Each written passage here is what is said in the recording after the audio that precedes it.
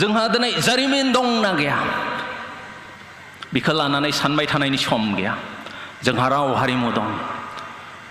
राव हारिमुखौ लानानै जोंनि सिनायथिखौ लानानै बुहुमनि बिखायाव हारि बायदियै गावनि हायाव गावनि सिमानि गेजेराव थांनानै थानो मोन्थाय दं। बेनिखायनो जों नांनांगोन, जुजिनांगोन। जोंनि सुबुं अनजिमाया 80% बा मेजरिटि मोनब्ला जोंहा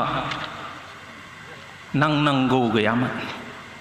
जों मेजरिटि मोनब्ला जोंहा नांनांगौ आरो जुजिनांगौ गैलियामोन। जोंनो गावनो सरकार दानो हागौमोन आरो नांगौ बायदियै थांनानै थानो राहा लामा खालामना लानो हागौमोन। दिनै बर'फोरनि सुबुं अनजिमाया मात्र 20%सो होनना बुंदों।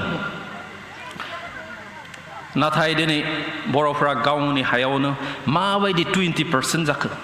रायजो राजा नोंथांमोन, जों मोनसे थांखियावनो थायोब्ला, सिमां मोनसेखौनो नुयोब्ला, मोनसे हारि होननानै सानोब्ला आरो गासैबो सैथोआव थायोब्ला आरो फोथायोब्ला जोंखौ बे बुहुमाव रावबो बोखावनो हानाय नङा। जोंखौ रावबो बे बुहुमाव फेजेननो हानाय नङा।